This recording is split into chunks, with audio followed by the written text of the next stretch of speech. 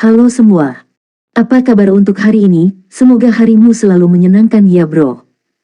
Selamat datang di channel YouTube saya. Tolong dibantu subscribe, like dan share ya, supaya saya terus semangat bikin kontennya. Wakakakak. Solen 3 chapter 421. Chapter 421 Utusan Penyakit Menular. Seorang pria muncul dari bayang-bayang. Dia diselimuti jubah hitam pekat dan memegang tongkat di tangan kanannya. Begitu Mowu melihat pria ini, punggungnya menjadi dingin karena keringat. Udara jahat berkumpul di ruangan itu.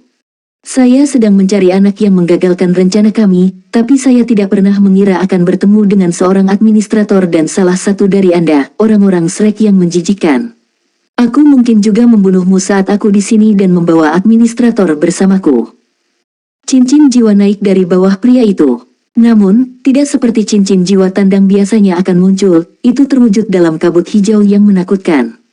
Dia memiliki 6 cincin jiwa, 2 kuning, 2 ungu, dan 2 hitam. Kabut menyebar mengelilinginya. Rasa dingin merambat di tulang punggung Wu Zhangkong, dan dia mendorong Mo Wu di belakangnya. Seorang guru jiwa yang jahat. Mo Wu tidak mencoba melarikan diri. Sebagai pejabat pemerintah, kemauannya harus kuat. Dia juga mengerti bahwa tempat teraman yang dia bisa saat ini adalah di samping guru dari Akademi Shrek ini. Berlari tidak akan ada gunanya, dan jika Wu Zhangkong tidak bisa mengalahkan master jiwa jahat ini, maka nasibnya sudah ditentukan. Anda bisa memanggil saya utusan penyakit menular. Pria itu mengangkat tongkatnya, cincin jiwanya menyala. Kabut hijau mengalir keluar dan mulai memenuhi seluruh ruangan. Wu Zhangkong mendengus. Aura beku meledak darinya saat cincin jiwa muncul dari bawah kakinya. Sebanyak 7 muncul, 2 kuning, 2 ungu, dan 3 hitam. Pedang Skyfrost terwujud di tangannya dan dia menebas udara, mengirimkan sinar pedang langsung ke perut lawannya. Utusan itu gemetar kaget saat melihat cincin jiwa Wu Zhangkong, tetapi dia tidak membiarkan dirinya tidak terlindungi. Dia mengarahkan tongkatnya ke depan. Permata hijau di ujung tongkat bersinar saat bertemu dengan sinar pedang. Sebuah nada tajam bisa didengar saat berkas pedang bertemu tongkat. Sinar itu terbelah menjadi benang es yang tak terhitung jumlahnya.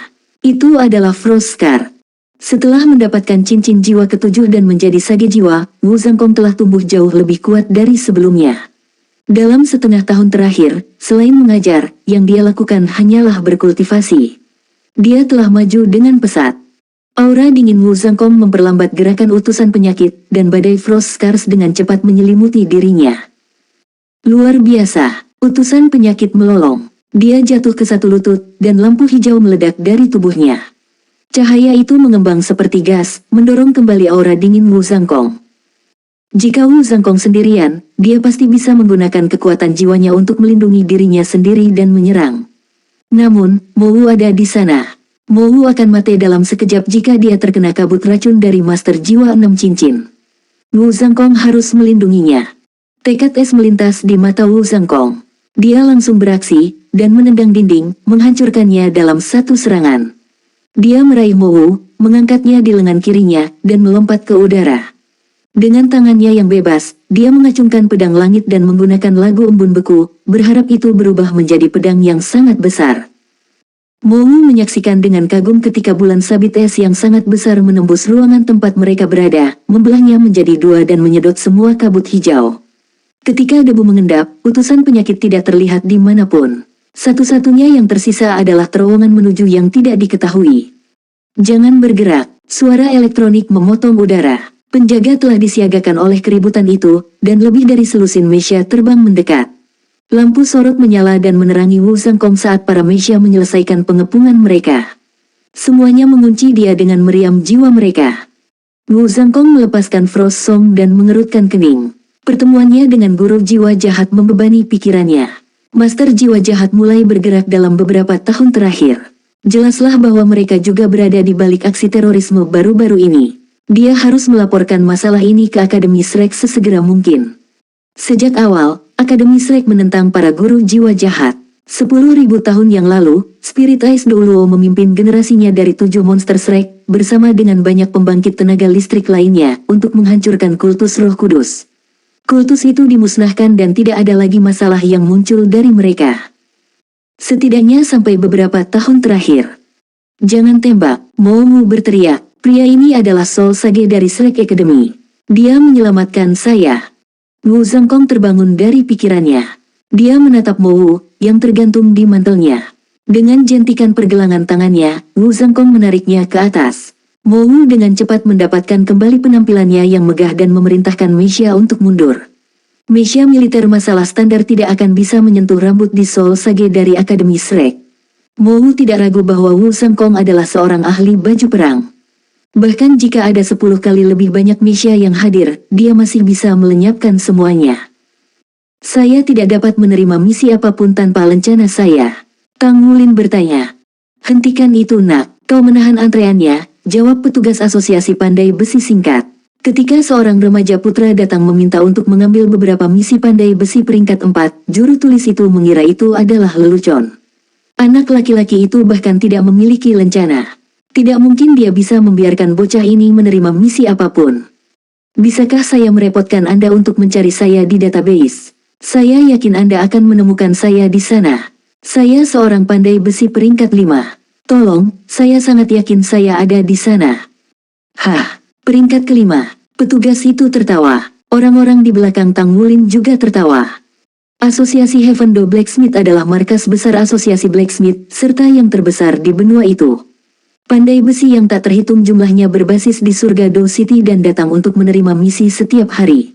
Semua pegawai sibuk dari senja hingga fajar. Berapa umurmu, nak? Seorang pandai besi kasar bertanya sambil menepuk kepala Tang Wulin. Tang Wulin menghindari tangan pria itu. Dia bingung. Dia tidak menyadari betapa tidak nyamannya hal-hal tanpa rencananya. Dia sudah mengganggu petugas selama 10 menit sekarang, dan telah menjadi sasaran cemoohan pandai besi sekitarnya. Pertanyaan menghina pria itu memicu sifat kekanak-kanakan Tang Wulin. Umurku 14, bagaimana dengan itu? Pandai besi peringkat 5 berusia 14 tahun, Anda pasti jenius nomor 1 di seluruh asosiasi. Pria itu tertawa terbahak-bahak, dan rekan pandai besi dengan cepat bergabung. Tang Wulin menarik napas dalam-dalam, lalu kembali ke petugas. Apa yang harus saya lakukan untuk menerima beberapa misi? Petugas itu menatapnya tanpa daya. Nak, aku mengagumi hasratmu, tapi kamu membuat gangguan. Di mana orang tuamu? Anda berada pada usia yang tepat untuk mulai belajar cara menjadi pandai besi, jadi kembalilah setelah Anda mendapatkan lencana. Kemudian Anda dapat menerima beberapa misi. Di mana saya bisa mengikuti ujian pandai besi? Tang Wulin menjadi tidak sabar. Anda ingin mengikuti ujian? Baik, pergi ke lantai 2 untuk mendaftar slot. Ada banyak orang hari ini. Pada saat itu, suara dering memenuhi aula, mengingatkan semua orang bahwa pengumuman sedang dibuat. Perhatian semua pandai besi. Perhatian semua pandai besi. 5 menit lagi Presiden akan menggelar kuliah setengah jam di aula lantai 1. Harap tunggu dalam antrean yang teratur. Ah, pandai besi kasar itu berteriak. Presiden. Pria itu bergegas pergi, dan semua orang juga mulai menyadari apa yang sedang terjadi. Terlepas dari apakah mereka menerima misi atau mengantre, mereka semua berbalik dan lari. Mereka saat ini berada di lantai 3, tapi tidak diragukan lagi semuanya menuju ke lantai pertama. Bahkan petugasnya sudah pergi. Tang Wulin buru-buru menyusul, dan begitu dia sampai ke petugas, dia bertanya, Paman, ada apa? Apakah Presiden sering kuliah?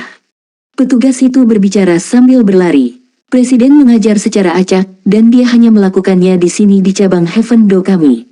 Banyak pandai besi datang ke sini setiap hari dan berkeliaran berharap dia akan mengadakan kuliah. Menghadiri salah satu ceramah Presiden setara dengan 1 tahun menjadi pandai besi sendirian. Apakah Presiden asosiasi di sini benar-benar luar biasa? Tang Wulin hampir tidak bisa mempercayainya. Dia yakin bahwa Presiden dari cabang kota manapun hanya dapat menyamai gurunya. Petugas itu menatapnya. Dasar anak bodah, apakah Anda tidak suka pandai besi? Ini adalah kesempatan luar biasa untuk Anda. Presiden bukan hanya presiden dari cabang ini, tapi asosiasi pandai besi secara keseluruhan. Dia juga satu-satunya Divine Blacksmith di benua itu. Dia orang yang sangat sibuk. Jika dia meluangkan waktu dari jadwalnya untuk memberi kuliah, pikirkan betapa berharganya yang harusnya. Anda sangat beruntung. Ikuti saja saya ke aula, dengarkan baik-baik dan jangan berisik. Soul Land 3 Chapter 422. Chapter 422 Pandai Besi Ilahi. Seorang pandai besi ilahi. Jantung Tang Wulin berpacu dengan pikiran itu. Pikirannya dipenuhi kegembiraan. Ya, aku tidak percaya aku seberuntung itu. Saya datang ke sini untuk menghasilkan uang, tetapi saya mendapat kuliah dari Divine Blacksmith. Hebat, aku tidak bisa berbuat apa-apa tentang durasi ujian, tapi aku tidak bisa membiarkan kesempatan ini hilang. Aula lantai pertama sudah penuh pada saat Tang Wulin dan petugasnya tiba. Di tengah aula, ruang dengan diameter 20 meter telah dibiarkan kosong. Itu sepenuhnya dilengkapi dengan semua peralatan yang diperlukan untuk dipalsukan. Semua orang sibuk dengan kegembiraan dan harapan. Petugas itu hanya bisa membawa Tang Wulin ke tepi kerumunan. Meskipun Tang Wulin tinggi, semua pandai besi di kerumunan adalah raksasa berotot. Dia tidak bisa melihat di atas lautan kepala sama sekali. Tang Wulin merunduk dan berjalan melalui kerumunan, perlahan menuju ke tengah. Nak, hati-hati, jangan masuk, kamu akan diinjak-injak. Petugas itu berteriak mengejarnya, tapi dia sudah pergi. Tang Wulin terus maju. Terlepas dari betapa rampingnya dia, kerangka menyembunyikan kekuatan yang luar biasa. Dengan kekuatan itu dan controlling crane, capturing dragon, dia dengan cepat mencapai pusat kerumunan dan mendapat tempat di barisan depan. Tang Wulin dikelilingi di semua sisi dengan pandai besi yang penuh antisipasi. Tidak ada yang memperhatikan seorang anak seperti dia menyelinap ke depan. 5 menit kemudian berlalu, dan kerumunan itu berpisah untuk memungkinkan seorang pria berjalan ke tengah. Rombongan staf mengepung pria itu, dan semua orang bersorak ketika mereka melihatnya. Presiden, Presiden, mereka berteriak dengan semangat. Aula itu sepertinya mendidih menjadi hiruk-pikuk. Tang Wulin menoleh untuk melihat seorang pria tampan dengan rambut hitam dan mata hitam. Dia tampak berusia 30-an, tetapi matanya menunjukkan kedalaman yang jauh melampaui usianya. Cambangnya benar-benar putih, kontras cerah dengan sisa rambut hitamnya. Tapi hal yang paling menarik dari dirinya adalah tangannya. Mereka setidaknya 50% lebih besar dari orang biasa, tapi bukannya besar dan kasar, mereka ramping dan cantik. Mereka tampak seperti tangan seorang wanita muda, tapi jauh lebih besar. Faktanya, tangannya berkilau seperti batu giok. Pria ini adalah pandai besi ilahi, pandai besi terhebat di seluruh asosiasi pandai besi, dan eksistensi tingkat berjudul Douluo. Dia tidak bisa membandingkan dengan Feng Wuyu dalam hal kekuatan tempur, tentu saja, tetapi asosiasi pandai besi Shrek tidak pernah peduli dengan asosiasi pandai besi kontinental. Dia adalah Zhen Hua, satu-satunya Divine Blacksmith di benua itu. Sebagai pandai besi sendiri, Tang Wulin sudah lama mendengar tentang Zhen Hua. Dia adalah legenda di antara pandai besi. Bertentangan dengan penampilan mudanya, dia sebenarnya berusia 45. Dia telah menjadi Divine Blacksmith pada usia 37 tahun, dan itu terjadi 8 tahun yang lalu. Dia berada di masa jayanya sebagai pandai besi, tetapi bahkan di masa mudanya, dia tidak sombong. Dia awalnya adalah presiden dari Asosiasi Pandai Besi Kota Kecil. Dari sana, dia maju selangkah demi selangkah sampai dia menjadi presiden dari semua asosiasi pandai besi di seluruh benua, dan satu-satunya pandai besi di benua itu. Dia ingin menempa armor pertempuran 4 kata ketika dia menjadi Saint Blacksmith, dan dengan bantuan beberapa berjudul Douluos, dan berjam-jam di bengkel, dia hampir tidak berhasil. Namun, produk tersebut tidak bisa disebut armor pertempuran 4 kata yang sebenarnya. Itu paling baik pada level Sudo 4 kata. Dia baru benar-benar berhasil 8 tahun lalu ketika dia menjadi Divine Blacksmith generasi ini. Setelah itu, dia mulai menempa armor perang 4 kata untuk judul Douluos. Menjadi satu-satunya Divine Blacksmith, dia memegang posisi yang sangat berpengaruh. Mata Tang Wulin berbinar saat dia menyaksikan sosok legendaris ini. Dia akan beruntung belajar hal terkecil darinya. Halo semuanya. Zhen Hua melambaikan tangannya ke arah kerumunan. Ratusan suara tumpang tindih dalam sapaan yang memekakkan telinga. Halo, Presiden. Zhen Hua memberi isyarat agar semua orang diam, dan aula segera menjadi sunyi. Seolah-olah suara itu tidak pernah terjadi sejak awal. Sekarang ini adalah prestise sejati. Zhen Hua tersenyum. Saya tidak punya banyak waktu, jadi saya akan segera mulai. Akhir-akhir ini saya sangat sibuk, dan sudah cukup lama sejak kuliah terakhir saya. Hari ini, saya akan menjelaskan beberapa pemahaman saya yang lebih dalam kepada Anda semua. Saya mendorong Anda untuk pergi dan menguji apa yang Anda peroleh dari kuliah saya pada waktu Anda sendiri. Dia berjalan ke meja tempat saat dia berbicara dan meletakkan tangannya yang besar di atas meja. Ini adalah trik kecil untuk penempaan logam yang saya temukan belum lama ini. Seperti yang diketahui semua orang, menempa paduan merupakan tahap penting bagi kami pandai besi. Anda dapat mulai menempa paduan di peringkat ke-6, dan seiring kemajuan, Anda dapat menempa paduan yang terdiri dari semakin banyak logam. Tentu saja, semakin banyak logam yang ditambahkan, semakin sulit proses penempaannya. Trik ini akan saya ajarkan kepada Anda. Yah, ini benar-benar sebuah teknik. Teknik ini dapat menurunkan kesulitan menempa paduan. Bisa dikatakan teknik ini berasal dari peleburan atau cara kerja katalis. Logam yang berbeda memiliki karakteristik yang berbeda, dan ketika dua logam bersatu, selalu ada semacam reaksi kimia. Sebagai contoh, Zhenhua menjelaskan pikirannya dengan suara yang jelas dan lembut, dan semua orang menjadi tenang saat mendengarkan. Mereka melakukan yang terbaik untuk mengingat detail trik ini. Tang Wulin semakin takjub saat dia mendengarkan. Dia telah mendengar tentang teknik serupa dari Mu Chen, tetapi karena dia belum mencapai peringkat ke-6 dan hanya bisa menempa paduan dua logam, dia belum siap untuk itu. Mu Chen belum menjelaskan tekniknya saat itu, dan sekarang Tang Wulin mendengarnya dari Zhenhua, dia merasa seolah-olah semuanya sudah beres. Dia telah berlatih menempa paduan selama setengah tahun terakhir, jadi kuliah ini datang pada waktu yang tepat. Pemahamannya tentang penempaan paduan semakin dalam, dan kemungkinan yang tak terhitung jumlahnya terbuka baginya. Petik 2. Dan karenanya, dengan mencampurkannya, beban kerja Anda akan berkurang, dan kemungkinan paduan Anda berhasil dipalsukan akan meningkat secara signifikan. Zhenhua tersenyum saat mengakhiri ceramahnya. Luar biasa, sebuah suara muda bertepuk tangan. Sampai saat ini, penonton telah menonton dengan hormat. Jadi, ketika suara ini tiba-tiba menghilangkan kesunyian, semua orang menoleh untuk melihat pemiliknya. Pada kenyataannya, kebanyakan pandai besi tidak benar-benar memahami konsep dasar di balik penempaan paduan. Pandai besi dari peringkat ke-6 ke atas sangatlah langka. Namun, pengetahuan seperti itu masih akan berguna untuk pertumbuhan setiap pandai besi di masa depan. Faktanya, banyak yang berziarah ke Heaven Dow City hanya untuk mendengarkan ceramah Divine Blacksmith.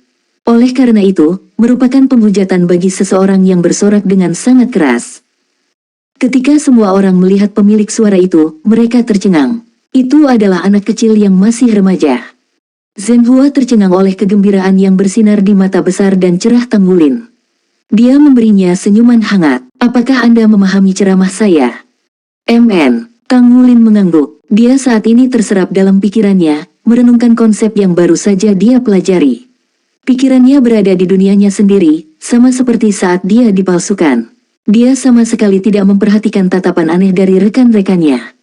Anak yang heroik, Zhenhua terkekeh.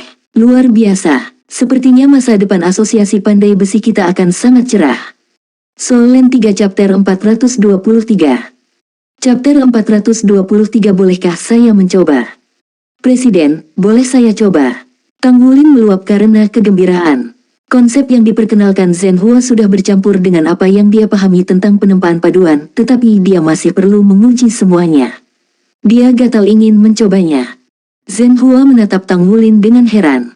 Kamu ingin mencoba menempa paduan? Bisikan pelan menyebar ke seluruh kerumunan. Petugas yang memimpin Tang Wulin ke sini sudah menekan tangannya ke wajahnya. Anak ini, dia terlalu berani untuk kebaikannya sendiri. Dia seperti anak sapi yang baru lahir di depan harimau. Tang Wulin mengangguk, melangkah maju. Presiden, bolehkah saya? Zhenhua tersenyum. Jika kamu pikir kamu bisa, maka pasti. Petugas itu berlari ke arah Tang Wulin, berjongkok, dan berbisik, nak. Berhenti membuat masalah. Keluar saja dari sini, Presiden masih punya banyak urusan yang harus diselesaikan. Zhenhua terkekeh. Biarkan saja dia datang. Tidaklah tepat bagi kita untuk menginjak-injak hasrat seorang anak untuk pandai besi. Aku tahu dari matanya, kecintaannya pada pandai besi itu nyata. Kemarilah, nak. Tang Wulin bahkan tidak melirik petugas itu. Matanya telah terpaku pada Zhenhua sepanjang waktu. Dia berlari ke sisi Zhenhua dan mulai berbicara segera. Aku butuh perak berat, besi bintang, dan katalis universal yang kamu bicarakan, Bubuk Skymoon. Baik, bawakan dia apa yang dia minta, kata Zhenhua, menunjuk ke beberapa anggota stafnya. Tang Wulin mengejutkannya. Selain hasrat yang mengakar untuk pandai besi, matanya menunjukkan kepercayaan diri yang tak tergoyahkan. Bahkan sedikit demam panggung pun tidak terlihat di wajahnya. Para pandai besi di antara penonton berbagi keterkejutan Zhenhua, tetapi bagi Zhenhua, tidak ada dari mereka yang memiliki sebagian kecil dari kemantapan Tang Wulin. Seseorang yang bersemangat seperti Tang Wulin saat ini biasanya setidaknya akan gemetar, tetapi Tang Wulin mantap seperti batu. Zhenhua juga memperhatikan bahwa tangan anak laki-laki itu lebih besar dari rata-rata, dan jari-jarinya bergerak dengan pola yang stabil. Ini adalah pengidentifikasi yang jelas dari pandai besi berpengalaman, tanda pemahaman mendalam Tang Wulin tentang pandai besi.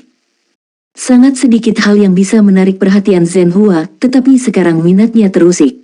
Dia ingin melihat seberapa tinggi yang bisa dicapai anak ini.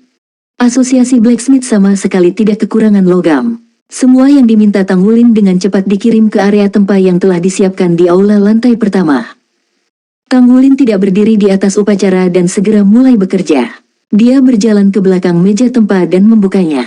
Dia memasukkan 2 potong logam ke dalamnya, menyesuaikan suhu kalsinasi, dan menyalakan meja. Kemudian dia berpaling ke Zhenhua. "Presiden, dapatkah saya merepotkan Anda untuk satu hal lagi?" Zhenhua tersenyum hangat. "Apa itu? Bolehkah saya meminjam palu Anda?"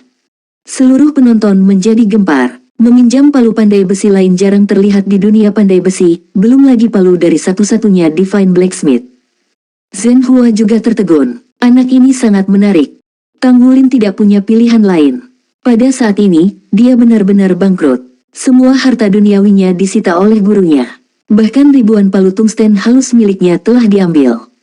"Oke," jawab Zhenhua. Dia menggumamkan beberapa kata pada dirinya sendiri, dan sepasang palu muncul di tangannya dalam sekejap cahaya. Dia menyerahkannya kepada Tang Wulin.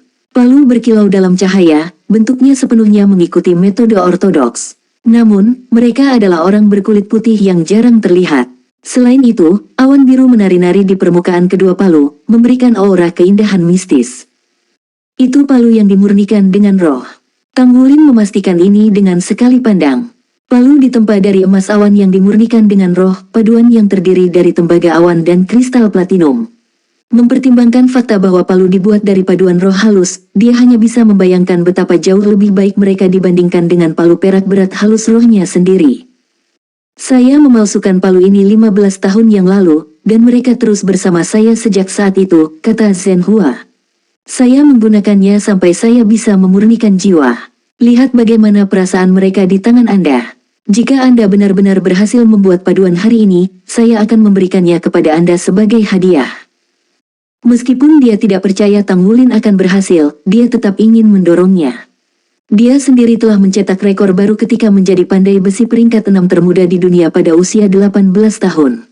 Dia tahu dari pengalaman bahwa mukjizat seperti itu mungkin terjadi, dan tidak sekritik Tang Wulin seperti orang banyak lainnya.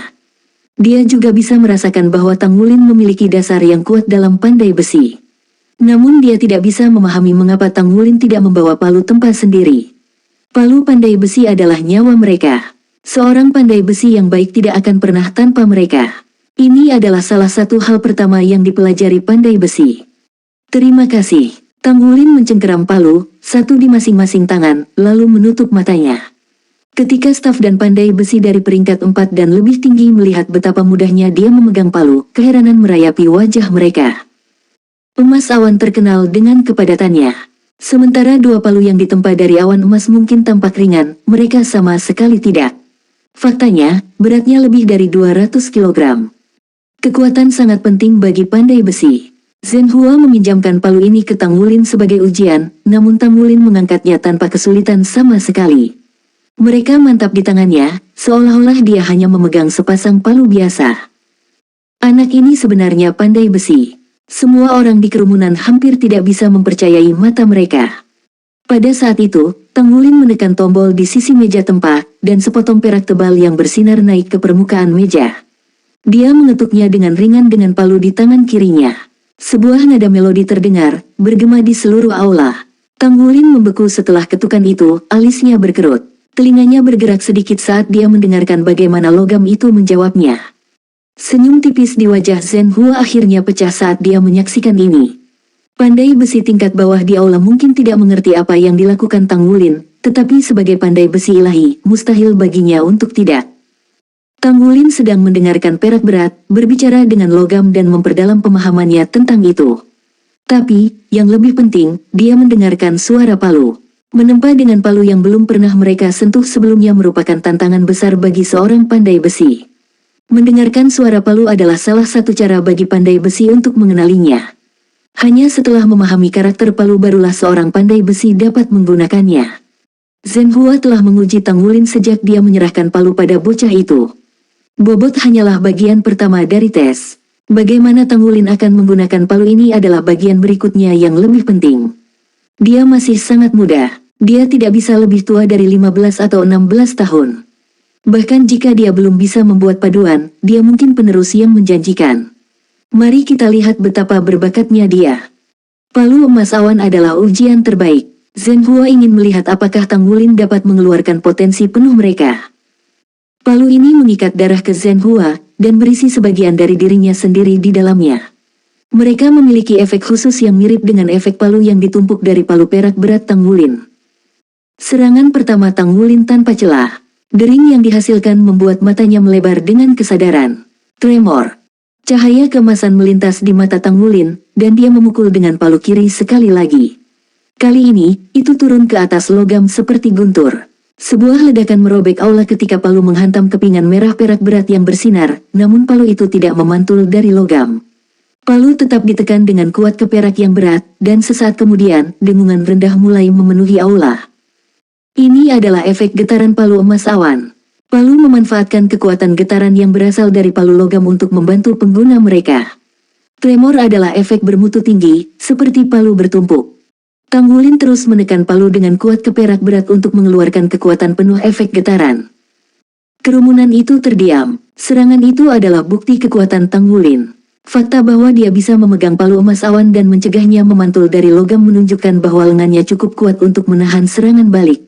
Lebih jauh lagi, fakta bahwa dia mampu menstabilkan palu menunjukkan betapa kuatnya fondasi pandai besi miliknya. Zhenhua mengangguk setuju, senyum tulus terbentuk di bibirnya. Anak ini luar biasa. 3 detik kemudian, Tang Wulin mengangkat palu dan menyerang lagi. Soul Land 3 Chapter 424. Chapter 424 mengejutkan pandai besi ilahi. Sebuah benturan keras mengguncang ruangan. Semprotan bubuk meledak dari perak tebal. Ini adalah bukti efek getaran di tempat kerja. Itu bisa menggetarkan kotoran dari logam. Meski hasilnya sederhana, ini bukanlah sesuatu yang bisa dilakukan sembarang orang. Untuk mengeluarkan potensi penuh dari efek ini, seorang pandai besi harus memiliki kekuatan yang luar biasa, fondasi yang kuat dari kekuatan jiwa, kekuatan spiritual yang sangat besar, dan pemahaman yang mendalam tentang logam yang mereka tempa.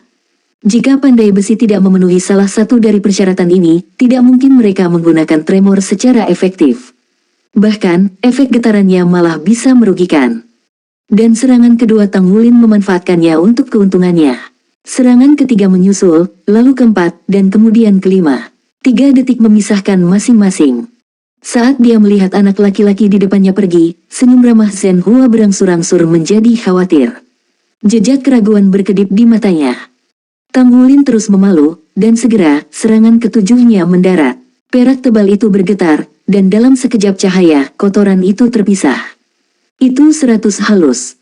Hanya butuh 7 pukulan untuk memurnikan perak berat. Zhenhua sedikit menegakkan punggungnya, dan pandai besi yang lebih berpengetahuan di antara penonton menganga. Sebagai Divine Blacksmith, Zhenhua dapat dengan mudah memurnikan sepotong logam dengan satu serangan. Seorang anak remaja telah melakukannya dalam usia 7 tahun. Saat itulah Tang Wulin akhirnya menggerakkan tangan kanannya. Dia menekan tombol untuk mengungkapkan besi bintang, yang baru saja selesai dikalsinasi, dan dipukul dengan palu kanannya. Pukulan itu mengirimkan getaran melalui besi bintang. Dia penempaan ganda. Petugas yang memimpin Tang Wulin ke sini sudah tidak bisa berkata-kata. Dia tidak mungkin membayangkan bahwa seorang remaja laki-laki seperti Tang Wulin bisa begitu terampil. Anak ini sebenarnya penempaan ganda, dan dia menempa ganda 2 logam berbeda pada saat itu. Bahkan jika dia hanya 100 menyempurnakannya, itu adalah prestasi yang hanya bisa dilakukan oleh pandai besi peringkat ketiga atau keempat. Kedua palu Tang Wulin jatuh, menempa perak berat dan besi bintang secara bersamaan. Setiap serangan mengguncang hati para pandai besi yang menyaksikan. Pukulan demi pukulan bergemuruh di seluruh aula, dan dunia Tang Wulin menyusut menjadi hanya dirinya dan logamnya. Dia sangat ingin mempraktikkan apa yang baru saja dia pelajari tentang penempaan paduan. Dia ingin mengujinya dan memperdalam pemahamannya. Rasa gatal dimulai di bagian belakang kesadarannya pada awalnya, tetapi saat dia terus menempa kedua logam itu, intensitasnya meningkat sampai, akhirnya, dia merasa seolah-olah akan meledak. Semua orang menatap dengan kaget ketika Tang Wulin memukuli logam dengan kekuatan yang luar biasa. Dengungan lain yang menderu-deru, nada yang sedikit berbeda, segera memenuhi aula hingga bertumpuk dengan yang pertama. Dua lampu melesat ke udara, yang satu berwarna perak cemerlang, dan yang lainnya perpaduan bintik-bintik cahaya bintang yang tak terhitung jumlahnya. Keduanya digabungkan, naik 6 kaki ke udara sebagai sinar dua warna. Itu menerangi aula, pemandangan luar biasa yang menyinari para penonton dengan cahaya terang untuk sesaat dan menghilang di saat berikutnya. Dua palu, dua logam, dan kedua logam itu 1000 kelas 1 dimurnikan dengan roh. Sungguh luar biasa untuk cahaya 1000 pemurnian naik 5 kaki ke udara, namun anak di depan mata semua orang secara bersamaan memurnikan dua logam dan memanggil cahaya yang tingginya mencapai 6 kaki. Itu adalah tanda pemurnian 1000 tingkat santo dalam dongeng, suatu prestasi yang seharusnya hanya bisa dicapai oleh Saint Blacksmith. Tang Wulin tidak memperhatikan reaksi penonton. Sebenarnya, hasil ini berkat palu emas awan yang dia pinjam. Itu adalah sepasang palu spektakuler yang telah menemani Zhen Hua selama bertahun-tahun. Mereka telah mengambil sebagian dari kekuatannya, yang meningkatkan efek getaran. Tang Wulin telah menyerap sebagian esensi Zhen Hua setiap kali dia mengayunkan palu. Dia juga dalam kondisi sempurna. Kombinasi faktor-faktor ini membantunya hampir tidak berhasil dalam pemurnian 1000 tingkat suci. Namun, dia belum selesai. 3 cincin jiwa ungu muncul dari bawah Tang Wulin. Kekuatan jiwa mengalir melalui tubuhnya dan ke palu emas awan. Aura berkabut dan berkabut segera muncul di sekitar palu. Nafas kehidupan datang dari mereka, dan mereka tiba-tiba menjadi lebih ringan. Akibatnya, Tang Wulin mampu menggunakannya lebih cepat dari sebelumnya. Palu bergerak dalam sinkronisasi sempurna, mendekati ribuan logam halus seperti kilat. Mereka menyerang dengan ledakan yang keras, menghancurkan kedua logam itu bersama-sama. Bagian tersulit telah berakhir. Sejak saat itu, perjalanannya akan lancar. Setiap serangan palu emas awan memiliki kekuatan yang luar biasa dan menghancurkan kedua logam itu semakin dekat. Tang Wulin menggunakan setiap pukulan untuk menuangkan kekuatan hidup dan kekuatan jiwa ke dalam logam, membersihkannya dari dalam keluar. Berkas cahaya yang berasal dari dua logam itu mulai melengkung, dan warna yang terpisah mulai bercampur dan menyatu. Sudah waktunya untuk mulai menempa paduan. Seluruh kerumunan secara kolektif terkesiap. Dari mana anak ini berasal? Dia sebenarnya mencoba menempa paduan. Berapa umurnya? Bahkan presiden pun tidak bisa menempa paduan di usia yang begitu muda. Sepertinya ini juga bukan pertama kalinya dia melakukan ini. Jika itu terserah pandai besi peringkat lebih tinggi, mereka akan memiliki semangat memurnikan logam kemudian menggunakan keduanya untuk menempa paduan. Namun Tang Wulin memilih pendekatan yang berbeda. Dia telah melompat ke kanan untuk menempa paduan setelah ribuan pemurnian logam. Pada akhirnya, bagaimanapun, dia akhirnya memilih pendekatan ini karena kekuatan jiwanya yang lemah. Dia akan berurusan dengan roh yang memurnikan logam setelah benar-benar ditempa menjadi paduan. Ini semua demi armor perang satu kata miliknya. Perak berat dan besi bintang dibutuhkan untuk menempa perak bintang, paduan yang dia butuhkan untuk membuat sisa baju perang satu kata miliknya di masa depan. Untuk itu, 1000 logam olahan akan cukup untuk saat ini. Dia bisa memikirkan pemurnian roh begitu dia lebih kuat dan terampil. Selain itu, menempa paduan adalah jalan-jalan di taman baginya sekarang. Tang Wulin tidak berani roh memurnikan logam karena palu emas awan bukan miliknya. Dia takut produk jadi tidak akan sepenuhnya menjadi miliknya jika dia melakukannya. Dia sebenarnya telah mempertimbangkan semangat untuk menyempurnakan paduan itu juga, tetapi peluang suksesnya tidak terlalu tinggi. Selanjutnya, prioritasnya saat ini adalah mempelajari teknik penempaan paduan Zhen Hua. Ketika Zhen Hua menyaksikan Tang Wulin menyerang logam seperti badai yang mengamuk, dia tanpa sadar melangkah maju untuk melihat lebih baik pada logam di atas meja. Perak berat dan besi bintang secara bertahap menyatu menjadi satu, aura gemilang mereka bergabung bersama juga. Tang Wulin mempertahankan tempo tempa yang stabil. Tubuh bagian atasnya tidak pernah berhenti bergerak, tetapi tubuh bagian bawahnya tetap menjadi fondasi yang tak tergoyahkan. Dia tidak bergerak 1 inci pun dari tempatnya berdiri. 3 cincin jiwa Tang Wulin berdengung di aula, memancarkan cahaya lembut yang sepertinya menyelimuti dirinya. Dia adalah penatua jiwa 3 cincin. Dan semua cincinnya berwarna ungu. Tidak ada yang berani mengejek Tang Wulin sekarang. Pandai besi kasar yang telah menyuarakan keraguannya tentang Tang Wulin sebelumnya sekarang menatap pemandangan di depannya dengan ekspresi kosong. Dia adalah pandai besi peringkat ketiga di tengah menyelidiki misteri 1000 pemurnian. Tang Wulin, di sisi lain, muncul entah dari mana dan memamerkan keahliannya sebagai pandai besi peringkat keempat. Aku tidak percaya aku sedang mengejeknya. Semua fokus Tang Wulin ada pada dua logam itu. Dia menatap mereka dengan perhatian penuh, memperhatikan setiap reaksi yang menyatu. Saat dia memalu, dia mengeluarkan bubuk Skymoon, menaburkannya di atas logam di sela-sela pemogokan. Bubuk itu melapisi perak tebal dan besi bintang saat mereka perlahan bercampur. Hasil dari ini ternyata seperti yang dikatakan Zhen Hua. Logam menjadi lebih keras dan lebih sulit untuk dipalsukan, tetapi kemungkinan kegagalan menurun drastis. Saat itulah Tang Wulin mulai menempa lebih cepat. Bagian tersulit dalam menempa paduan adalah menjaga sifat spiritual dari komponen logam yang digunakan. Pandai besi tidak bisa membiarkan roh logam mati, jadi mereka perlu menggunakan kekuatan spiritual mereka untuk melindungi logam. Teknik Zhen Hua membuat bagian proses ini jauh lebih mudah. Dan yang dibutuhkan hanyalah bubuk Skymoon. Tang Wulin dapat merasakan kedalaman dari apa yang terjadi dengan kedua logam tersebut. Tidak butuh waktu lama sebelum mereka benar-benar menyatu menjadi satu paduan. Petunjuk paling sederhana dari kemegahan bintang perak sekarang bisa dilihat. Tetapi pada saat itu, Tang Wulin menarik cincin jiwanya. Zhen Hua berkeringat dingin. Apakah kekuatan jiwanya habis? Tapi kemudian cincin jiwa emas muncul, dan dia merasakan esensi darah Tang Wulin menjadi liar.